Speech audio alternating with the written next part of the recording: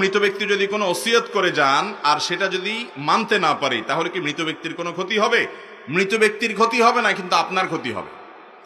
যদি কেউ ওসিয়ত করে যায় জীবদ্দশায় আর তার ওসিয়তটা ওয়ারিস হিসাবে আপনার পালন করার যদি ক্ষমতা থাকে, তাহলে সেক্ষেত্রে সে ওসিয়ত পুরা করতে হবে। বিশেষ করে অর্থনৈতিক ব্যাপারে, টাকা পয়সার ব্যাপারে, জমি জমার ব্যাপারে, স্থাবর অস্থাবর সম্পদের ব্যাপারে যে ওসিয়ত করে, বাবারে আমার মৃত্যু হয়ে গেলে এই সম্পদ থেকে অমুক মসজিদকে এতটা দিও, অমুক মাদ্রাসাটাকে এতটুকু দিও, অমুক গরিব মানুষকে এতটুকু দিও, বা আমার অমুক পরিচিত মানুষকে এটা দিয়ে দিও, এটা যদি বলে, তাহলে মৃত ব্যক্তির যতটুকু ওসিয়ত আছে তার টোটাল সম্পদের 1/3, 3/1 পর্যন্ত ওসিয়ত কার্যকর করা ওয়ারিসের কর্তব্য।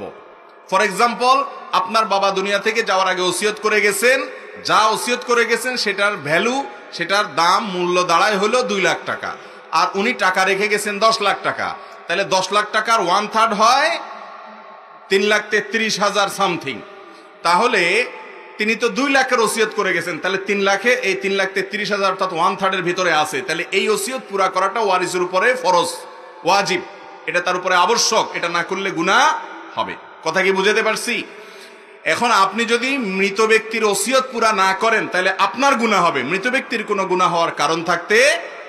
তবে মৃত ব্যক্তি যদি কোনো অন্যায় ওসিয়ত করে, যদি বলে বাবারে আমি তো মরে যাচ্ছি, আমার মরে যাওয়ার পরে তোমরা এখানে একটা সিনেমা হল বানাও, কথার কথা, এমন একটা ওসিয়ত করে ধুয়ে গেছে যে ওসিয়তটা অন্যায় ওসিয়ত, হারাম ওসিয়ত, তাহলে সেই ওসিয়ত পুরা করা ওয়ারিসদের জন্য জায়েজ নাই।